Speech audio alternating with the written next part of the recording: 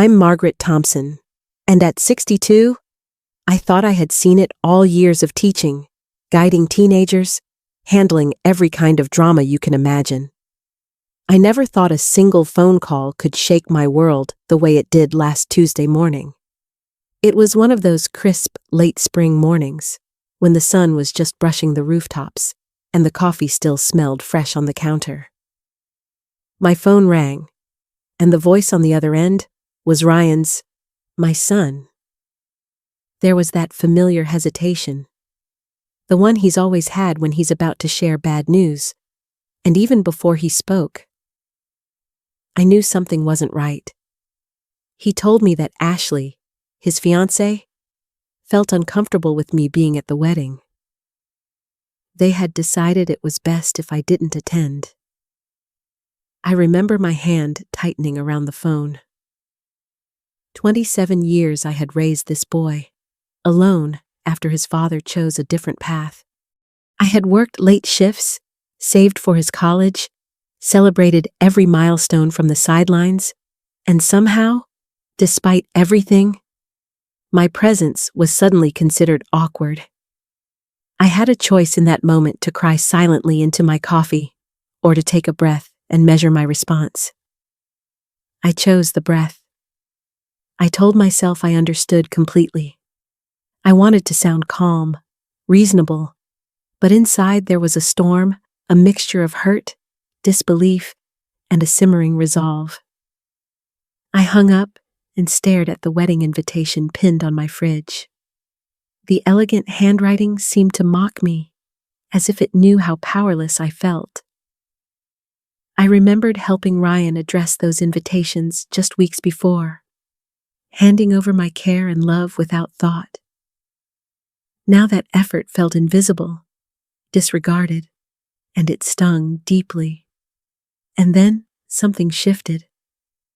A small, sharp clarity broke through the fog of disappointment. If they thought this would silence me or make me fade into the background, they were wrong. I wasn't just going to accept exclusion. I was going to act in a way that was measured, deliberate, and true to myself.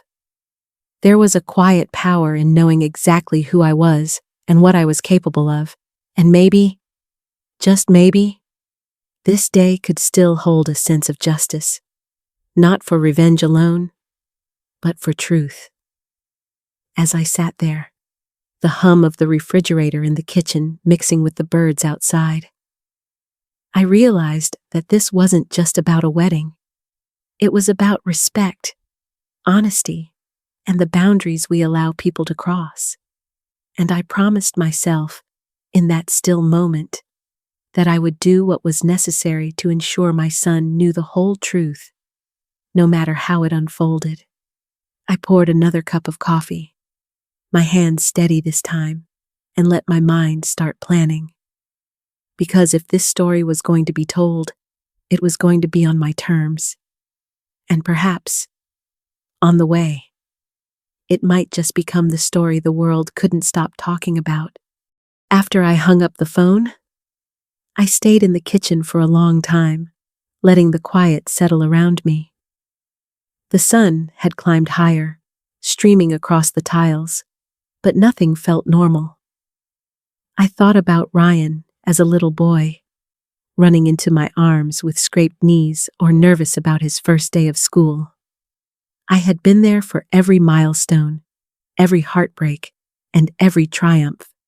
And now, after all those years, my presence at the most important day of his life was considered awkward. I remembered the countless times I had bitten my tongue, letting Ashley make subtle remarks about my opinions, my cooking, or the way I dressed. I had swallowed my pride to keep the peace, hoping that family would matter more than ego. But it seemed that effort had been invisible, brushed aside as if it didn't exist. The anger rose slowly at first, then built into a determined heat. I realized that being hurt wasn't enough. I needed to channel that hurt into something deliberate, something that would ensure truth had its place in the day. Sitting there, I thought about how I had lived my life careful, principled, and patient. I had faced entitled teenagers for 30 years, handling drama with calm, strategy, and understanding. If I could manage 30 years of classroom chaos, I could certainly navigate this. It wasn't about revenge, I told myself. It was about protecting my son, about making sure that he saw reality before it was too late. I recalled the invitation pinned to the fridge, the elegant script that now seemed almost mocking, the very invitation I had helped Ryan address, handing over my time and energy without hesitation, now symbolized exclusion. I held it in my hands, turning it over, and felt a quiet resolve. I wasn't powerless, not anymore. I knew how to gather information, how to observe, how to document. For the first time in a long time, I allowed myself to feel the clarity that comes when hurt transforms into purpose. As I paced the kitchen, thoughts of Ryan's happiness and well-being collided with my frustration. Could I simply let the wedding happen without him knowing what I had discovered? Could I sit quietly while deception thrived behind smiles and carefully arranged rituals? No, I couldn't. I promised myself that I would act, but I would do so carefully, deliberately, with precision and patience. By late morning, I had begun to form a plan, small but actionable. This quiet moment of reflection was necessary. I needed to feel every pang of betrayal, every memory of sacrifice, so that when the time came, my actions would be clear, focused, and purposeful. I made a cup of tea, letting the warmth steady me, and for the first time in hours, I felt the faint spark of hope. Not for conflict, not for drama, but for truth to finally have its place. And as I set the cup down, I realized that this was only the beginning. My next steps would require strategy, observation, and patience. But I felt ready. The day I had been excluded had unexpectedly become the day I would reclaim my agency, and perhaps protect my son from the reality he wasn't seeing yet. The next morning, I realized that sitting and stewing in silence wouldn't bring clarity or justice. I needed to understand exactly what was happening, to see the full picture before taking any steps. I called my sister, Laura, early, knowing she would understand the fire simmering beneath my calm exterior. She was the one who had always been willing to entertain schemes I only whispered about in my head. And together, we began discussing how to approach this delicately yet effectively. I knew I had to observe quietly, without interfering. So I began tracking Ashley's routines, noting when she left for work, where she went for lunch, and the little patterns that people rarely notice, but that speak volumes if you pay attention. It wasn't about spying in a cruel sense. It was about gathering facts, protecting my son, and preparing him for the truth he couldn't yet see. I remembered my years as a principal, watching students carefully, noticing the subtle signs that revealed what they weren't saying. Those skills, honed over decades, now became tools for navigating a much more personal battlefield. I started documenting everything meticulously, from the cafe where she met friends to the fitness studio she visited daily. Every detail mattered. I thought about how easy it would have been to ignore my instincts, to let this wedding happen without intervention. But every memory of being dismissed, every slight, every invisible sacrifice I had made for Ryan reinforced my resolve. This wasn't about revenge. It was about truth, fairness, and love. Laura helped me strategize in ways that kept us both safe and inconspicuous. We talked through scenarios, assessing risks and considering the best ways to ensure evidence would be clear and undeniable. I was careful, thinking through every step, knowing that even a single misstep could mean my efforts were wasted, or worse, misunderstood. I reminded myself constantly that my focus was Ryan's well-being, the clarity he deserved, before stepping fully into a life built on false impressions. Over the next few days, I continued my observations with patience. I watched her interactions, noticing moments where her behavior didn't match the image she projected. There were small things, laughs that didn't reach her eyes, subtle glances that suggested conversations hidden from view. I didn't rush, and I didn't judge hastily. Instead, I let patterns emerge. I felt a quiet satisfaction in knowing that truth has a way of revealing itself if you are patient enough to see it. At the same time, I began preparing the tools I would need to compile everything into something comprehensible. Something that could clearly communicate the reality to Ryan and, if necessary, to others. I thought about social media accounts, how to remain anonymous while presenting the facts, and how to structure the story so that it was undeniable without being cruel. This careful planning gave me a sense of control I hadn't felt since Ryan was a teenager, navigating difficult life choices. By the end of the week, I had the beginnings of a plan that combined observation, documentation, and strategic presentation. I knew it wouldn't be easy, but I also knew that if I didn't act, the opportunity to prevent a lifetime of heartache for my son might slip away. And somewhere deep inside, I felt a quiet confidence that I was ready. I sipped my tea that evening and let myself imagine the wedding day, the moments unfolding, and how carefully truth could be introduced at the right time. This wasn't about public humiliation. It was about clarity, justice, and protecting the people I loved most.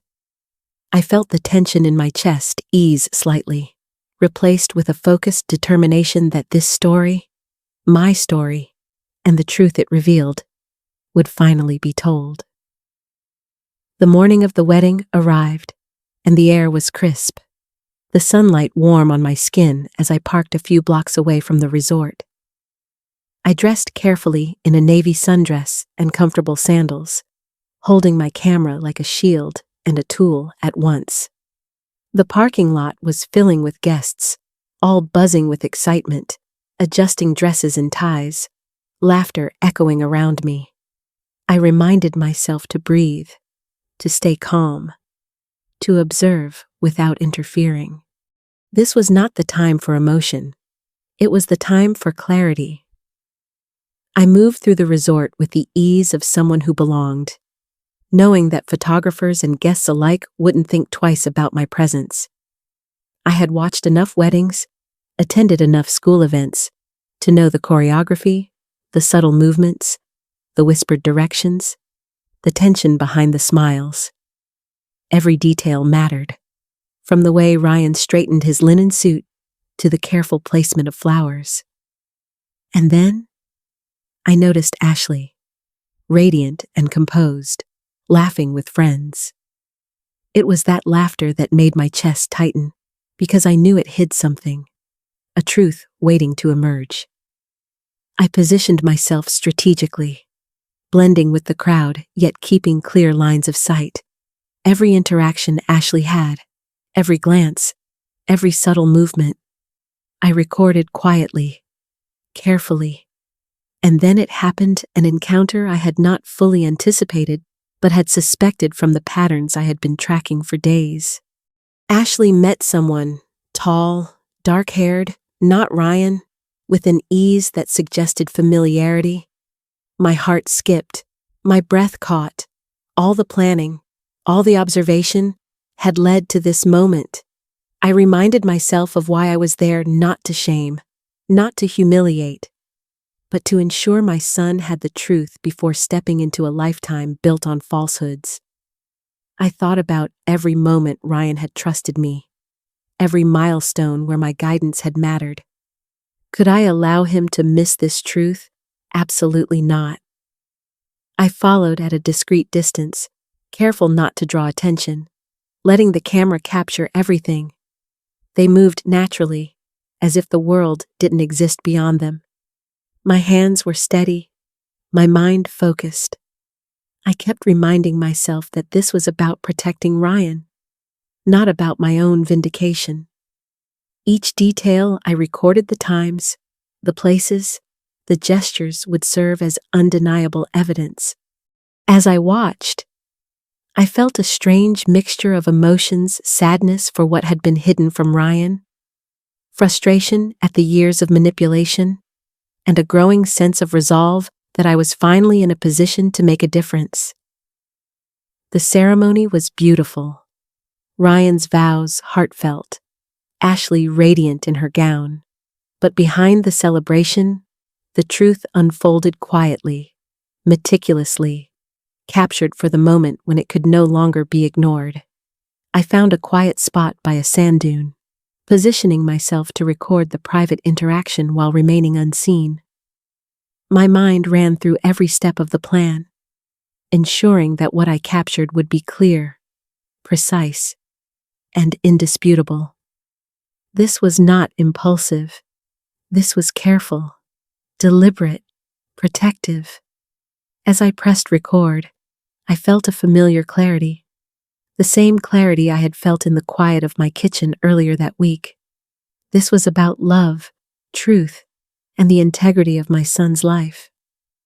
Could I trust that this moment would serve its purpose? I had no doubt. I had prepared carefully, observed patiently, and now, the story was unfolding exactly as I had anticipated. And as the sun dipped closer to the horizon, casting a warm glow over the beach, I realized that this day, meant to celebrate a union, had also become the day the truth could finally be revealed. My heart was steady, my resolve unshaken, and my purpose clear. I knew that the next steps would change everything, and I was ready. By Friday evening, I had compiled every piece of evidence I had collected over the week: video clips from the cafe, the gym, and the small apartment, audio recordings, timestamps meticulously noted. I organized them carefully, making sure that each moment clearly showed the truth without exaggeration or distortion. I knew that when Ryan eventually saw this, it had to be undeniable, clear, factual, and impossible to dismiss. My goal was never to humiliate, but to protect him from a life built on deception. I thought about how easy it would have been to remain in the shadows, to let the wedding pass and hope the truth revealed itself in time. But I couldn't. I remembered every holiday where Ashley's subtle digs went unspoken, every family dinner where I bit my tongue, every sacrifice I had made quietly. All of it mattered now. I had to act. I created an online persona, Sarah Mitchell, a wedding photographer who valued transparency and integrity. This was necessary to present the evidence to the public and to Ryan in a way that he would encounter it naturally, without me forcing confrontation in the heat of the moment. I carefully posted the first clips, building anticipation subtly, letting the narrative unfold through the visuals and the context of her behavior. On the day of the wedding, I remained on the outskirts, capturing footage without interfering, blending with the other photographers and guests. Each smile, each laugh, each casual glance that Ashley exchanged with Jake, the man Ryan did not know, was recorded. I reminded myself constantly that this was about clarity and protection, not revenge. The irony of their carefully constructed facade juxtaposed with the candid footage I had was almost surreal. As the wedding ceremony concluded, I began editing the footage, synchronizing the wedding celebration with moments that showed the hidden interactions. The contrast was undeniable. Ashley's radiant smiles walking down the aisle versus the moments she shared with Jake days earlier. The vows that spoke of fidelity and commitment juxtaposed with the truth I had captured.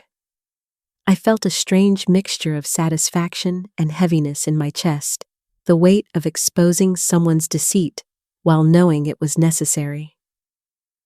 By early morning, the video was ready to go live. I scheduled it carefully, ensuring that Ryan would see it at a time when he could absorb the truth before the honeymoon began. The internet began to react almost immediately, the clips spreading faster than I could have imagined. Comments poured in, some supportive, some incredulous, but all confirming that the truth resonated. The moment I knew the plan had worked was subtle but undeniable. Ryan's demeanor changed, a tension in his shoulders, a widening awareness in his eyes. He realized, finally, that the person he had trusted completely was not who he thought she was. My heart ached for him, seeing his confusion and hurt, but I also knew that this was the clarity he needed. In the hours that followed, messages and calls began to flow, including from Jennifer, Jake's wife, who expressed gratitude for revealing the truth. I felt the immense responsibility of what I had done, but also a quiet peace knowing that justice, honesty, and protection had prevailed. I wasn't seeking fame or recognition, only the opportunity to ensure that Ryan could make informed decisions about his life. Sitting in the quiet of my living room that evening, reflecting on the cascade of events, I realized that truth has a way of asserting itself when carefully guided. It was never about retaliation. It was about integrity, about showing my son that love sometimes requires difficult, decisive action to protect the ones you care for most.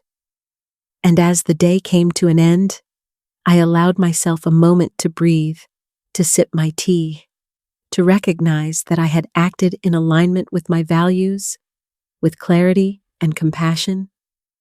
The next chapter would unfold naturally, but the foundation had been laid, and Ryan would see the reality he needed before any permanent decisions were made.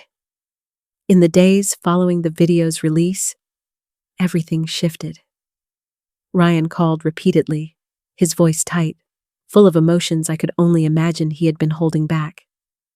He was processing the betrayal, the realization that the person he had trusted completely had been living a secret life. And even though I hadn't directly confronted him yet, he knew I had acted to protect him. I felt both the weight of his pain and a quiet relief that truth had finally reached him. I thought about Jennifer, Jake's wife, who reached out to me in gratitude. She had been living with uncertainty, suspecting something was wrong, but unable to see it clearly. When she saw the evidence, the relief and validation in her words reminded me why documenting everything with care and precision had mattered. Sometimes doing the right thing quietly, without fanfare, is more powerful than any public display of confrontation. Ryan spent hours recounting the wedding, the moments captured, and the blindsiding realization that his life had been manipulated in ways he hadn't imagined.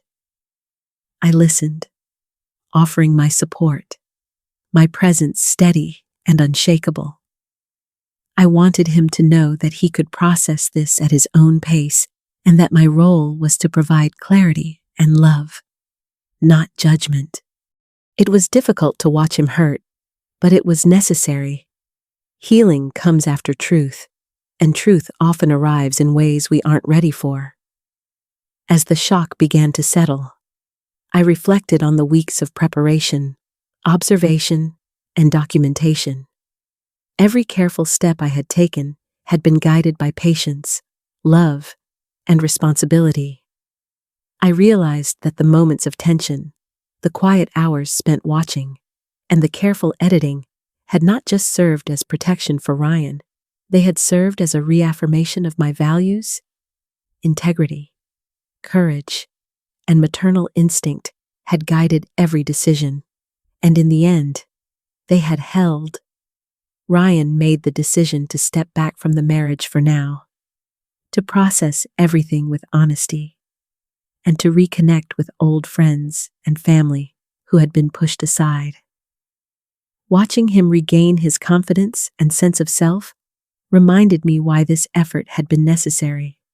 Love sometimes requires intervention, and protecting those we care about means being willing to act, even when it's uncomfortable or difficult. I also reflected on Ashley's perspective, acknowledging the complexity of human choices. She had made decisions that caused harm, but she too was navigating consequences and learning accountability. Observing her journey, I felt a mixture of compassion and acknowledgement that truth has a way of teaching lessons no one else can. It was not my responsibility to punish. It was my responsibility to illuminate reality. Sitting quietly in the living room, sipping tea, I felt a profound sense of calm. The storm of emotions, the uncertainty, and the tension had given way to clarity. Ryan was safe. Jennifer had closure, and I had acted in alignment with my principles. The experience reinforced something I had known all along: patience, careful observation, and acting from love rather than anger create outcomes that are both just and compassionate. And as I looked at the photographs of Ryan smiling again, relaxed and genuinely happy, I realized that these moments of reflection, courage, and clarity are what truly define family bonds. The video, the observations, and the evidence were tools, but the love and protection I carried for my son were what mattered most. The journey had been difficult, but it had restored a sense of integrity, honesty, and emotional truth to all of our lives. Sitting in my kitchen, watching the sun dip behind the rooftops, I thought about everything that had happened: the phone call that started it all, the planning, the observation, the wedding day, and the revelations that followed. I felt a quiet sense of peace, knowing I had acted out of love, integrity, and responsibility. Life doesn't always give us clear paths, and sometimes protecting the people we care about requires courage, patience, and tough decisions. I reflected on Ryan's growth, on how he had regained his confidence and clarity, and on the importance of seeing the truth before committing fully to a life with someone. I also thought about forgiveness, learning from mistakes, and the value of honesty in every relationship. If this story resonates with you, I hope it reminds you to trust your instincts, value truth, and protect your loved ones. Share your thoughts, comment with your experiences, and remember that sometimes the right action, even when difficult, sets everyone free.